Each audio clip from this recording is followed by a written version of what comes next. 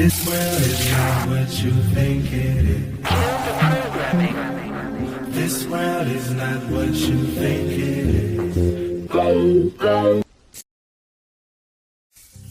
Hello, this is Dave. Today I want to talk about what I consider to be the biggest lie of all. It's a subject I've been looking at for the last 6 months, and I've been pretty hesitant to talk about it because, it's a really controversial subject. Now, I stumbled across this completely by accident. I was researching something on a totally unrelated topic and happened to see an intriguing sounding video. So I clicked on it, but the subject was so preposterous that I was just about to turn it off when it happened to say something that piqued my interest. So I watched the video completely to the end. And by the end of it, I had questions. I had some serious questions. So I'm going to ask you to be open-minded about this. This is very, very controversial and difficult to get your head round. So just bear with this and keep an open mind. So, in order to determine the truth, I'm going to be using a few principles here. The first of which is the scientific method, something that the scientific community doesn't seem to use these days. But the scientific method is where a theory or opinion is put forward that matches what we observe. But if something comes along that contradicts those observations, then the theory must be discarded. The second principle is Occam's razor. That's quite simply, the simplest explanation tends to be the truth. The third principle I'm going to be using is from Sherlock Holmes. When the impossible has been eliminated, whatever is left, however improbable, must be the truth. I'm also going to have to accept a couple of things. The first of which is what I call the ant's perspective. If you imagine an ant walking across a runway, and all of a sudden a jumbo jet lands next to it, the ant's probably going to say, "What the hell was that?" But there is no way that the ant can ever figure out what just happened to it. It's just beyond the ant's ability to comprehend. So we have to accept that there may be things that are way beyond the human mind's ability to comprehend. The other thing we have to accept is how easily our minds, once they've been programmed or given a world view, how easily those minds can be fooled.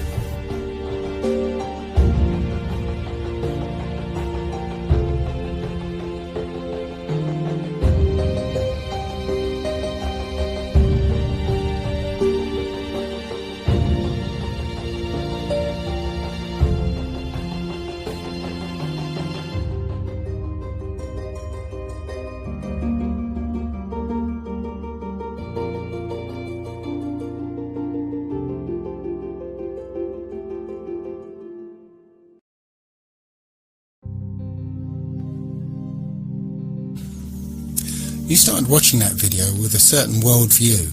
After all, you know what a room looks like. But those preconceptions caused you to ignore some of the subtle cues that would have given the game away, such as the black rectangle underneath the chair, or the difference in colour between the cups, or even the strange angles of the picture on the wall. You believed a visual lie because your world view was so powerful that it blinded you to any evidence that contradicted it.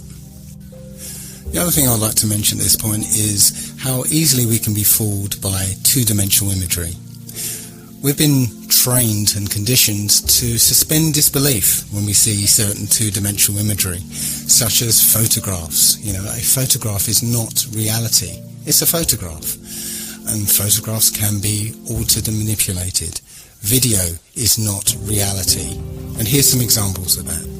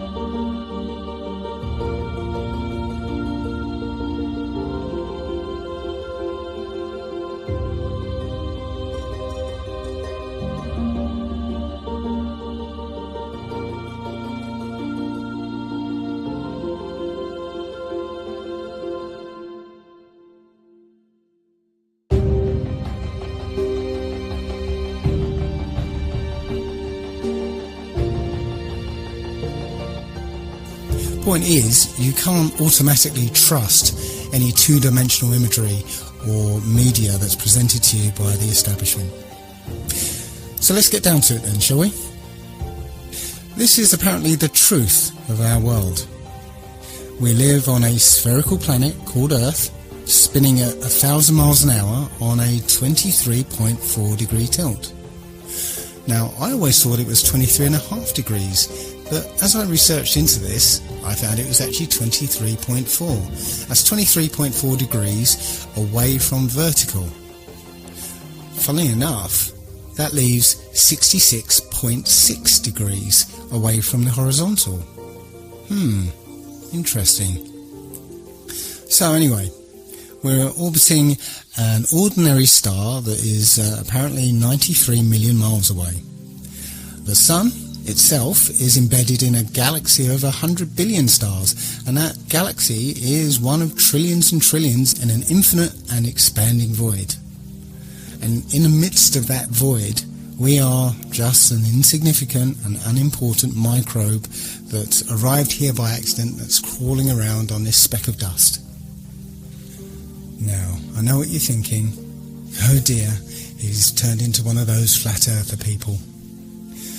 But if you've ever discovered the truth behind all those things that have been labelled as conspiracy theories, you've been willing to set aside your preconceptions of the world to be able to accept a new and often terrifying version. This is no different, so please bear with me. The first thing that people will automatically say is, of course we live on a spherical Earth. We've got the photographic evidence, don't we? Well, strangely enough, when you try and search for a picture of Earth from space, you'll find surprisingly few of them. In fact, all of them, including this one, this is from NASA, it's called the Big Blue Marble. All of them are composites. NASA will freely admit to them being composite images or CGI or Photoshop. There's only one image that NASA will claim was shot from space, and it's this one. It's apparently shot from Apollo 17. But all of these images have problems.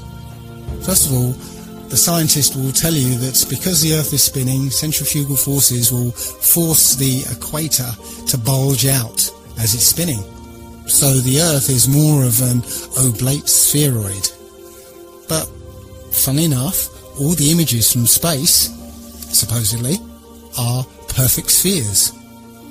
Also, one thing I noticed is that the colours of continents and the sea itself, they're very vivid. Now, when you look at anything at a distance, maybe if you look at some hills at the distance of 3 or 4 miles, you'll see that the colours are kind of washed out somewhat because of the atmosphere. If you see mountains further off in the distance, the dark colours are washed out even more because of the influence of the atmosphere. So how can it be that you get these very vivid, striking colours through miles of atmosphere? I can't explain it. The other strange thing about this supposed shot of Earth from space is that the continents actually appear to match the Mercator map rather than the Peters projection map. Now, if you don't know the difference, here's a little video to explain it. Should we begin? Yes. Plain and simple, we'd like President Bartlett to aggressively support legislation that would make it mandatory for every public school in America to teach geography using the Peters projection map instead of the traditional Mercator. Give me $200 and it's done. Really? No. Why are we changing maps? Because, CJ, the Mercator projection has fostered European imperialist attitudes for centuries and created an ethnic bias against the Third World. Really? The German cartographer, Mercator, originally designed this map in 1569 as a navigational tool for European sailors. The map enlarges areas at the poles to create straight lines of constant bearing or geographic direction. So it makes it easier to cross an ocean. But Yes. it distorts the relative size of nations and continents. Are you saying the map is wrong? Oh dear, yes. Look at Greenland, Okay. Now look at Africa. Okay. The two land masses appear to be roughly the same size. Yes. Would it blow your mind if I told you that Africa is in reality 14 times larger? Yes? Here we have Europe, drawn considerably larger than South America. When it's 6.9 million square miles, South America is almost double the size of Europe's 3.8 million. Alaska appears 3 times as large as Mexico, when Mexico is larger by 0.1 million square miles. Germany appears in the middle of the map when it's in the northernmost quarter of the Earth. Wait. Relative size is one thing, but you're telling me that Germany isn't where we think it is? Nothing's where you think it is. Where is it? I'm glad you asked. The Peters projection. It has fidelity of axis. Fidelity of position. East-west lines are parallel and intersect north-south axes at right angles. What the hell is that? It's where you've been living this whole time. Should we continue? Uh-huh.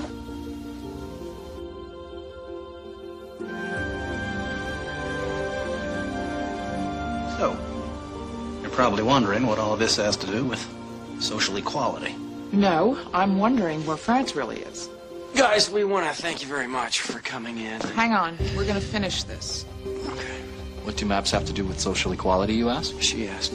Salvatore Natoli of the National Council for Social Studies argues, in our society we unconsciously equate size with importance and even power.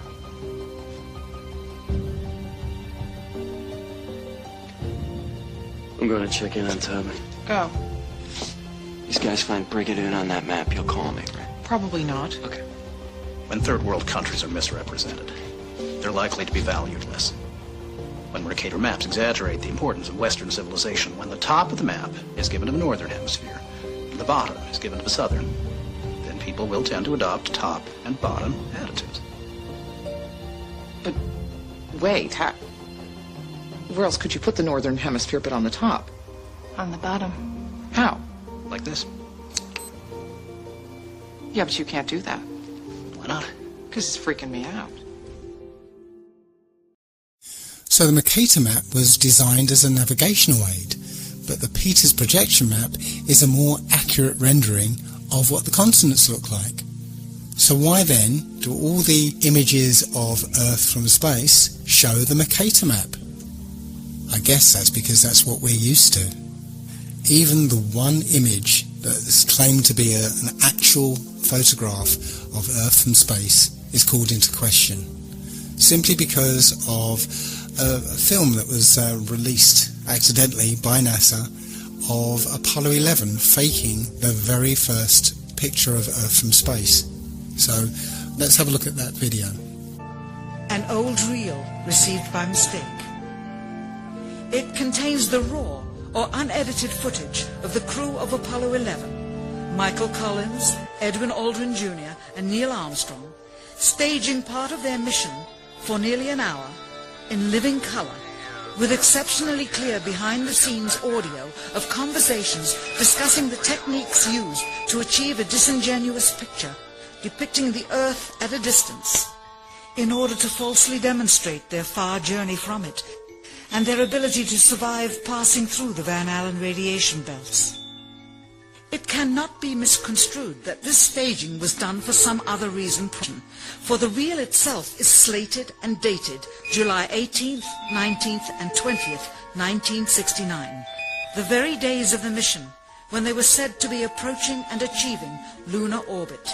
Understand, too, that only about 20 seconds of this raw footage was ever broadcast to the public, and these conversations discussing their deception were believed to be private. Until now.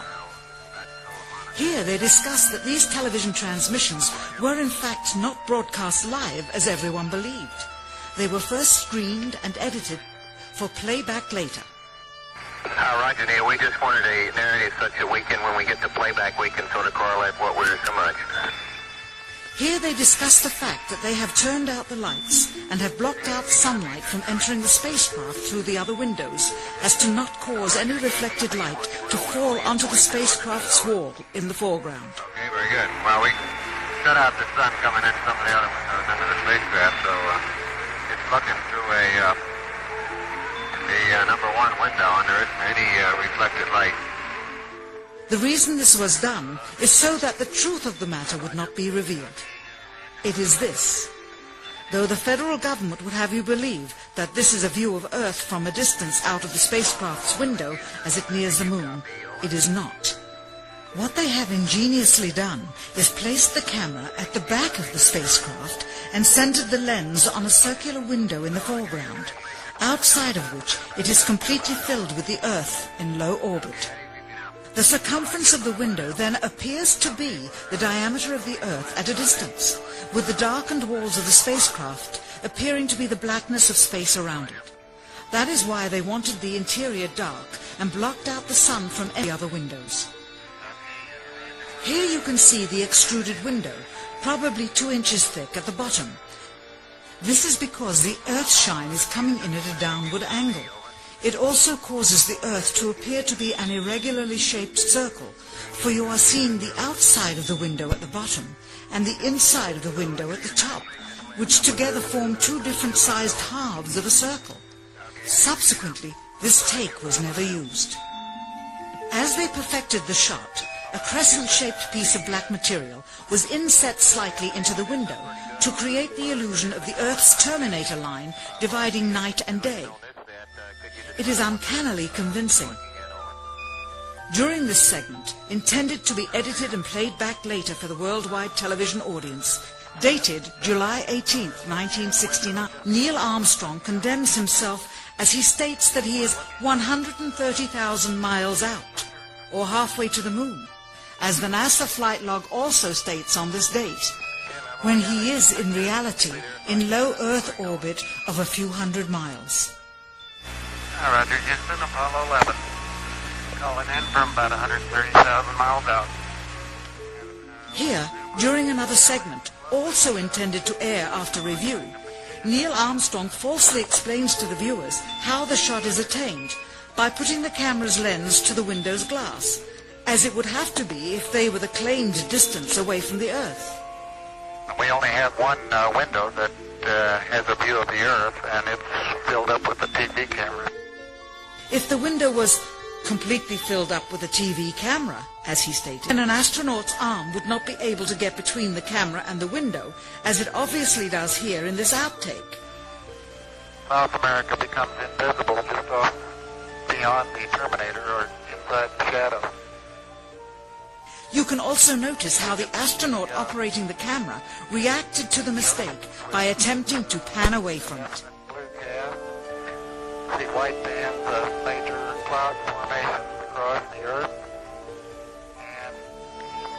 This is a segment that they believed wasn't even being recorded, much less suitable for broadcast, for the lens was being zoomed out and the scene was being changed to that of an interior of the astronauts at work, and apparently the stop button popped back up on the recorder without notice.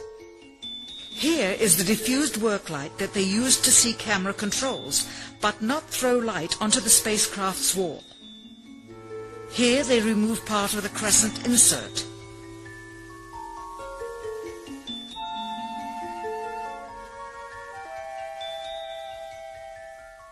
Finally, the iris is opened up to see the real location of the camera and the very bright and near Earth out the window.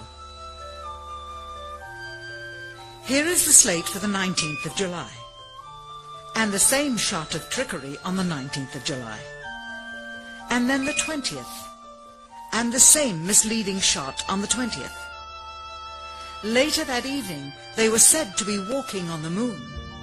How can this be when they were in Earth orbit only 9 hours earlier, and the moon is some 3 days' journey? Well, you can see the full sequence on a documentary called A Funny Thing Happened on the Way to the Moon. That's one that I highly recommend you have a look at. But as for photographic evidence of a globe Earth,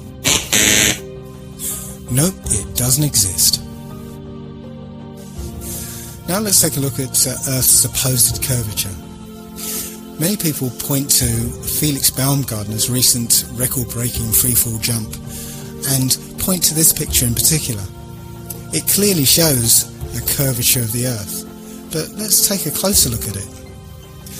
Well, it's quite obvious that a fisheye lens is used here, If you look at the shape of the capsule itself, those are usually built with fairly straight lines, and you can see the lines are very curved on the edge of this capsule.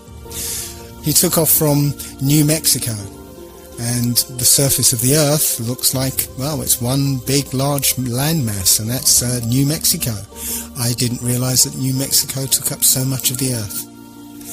It's clearly a fisheye lens.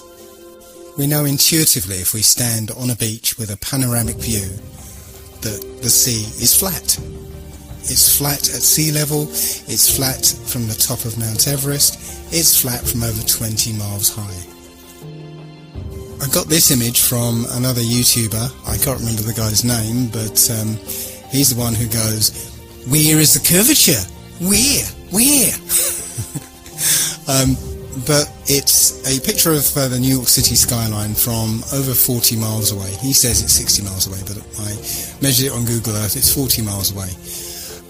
The reason I added this one is because I used to live halfway between Bear Mountain and New York City, and from North Route 17 I was clearly able to see the New York City skyline from about 20 miles away. From 40 miles away, the New York City skyline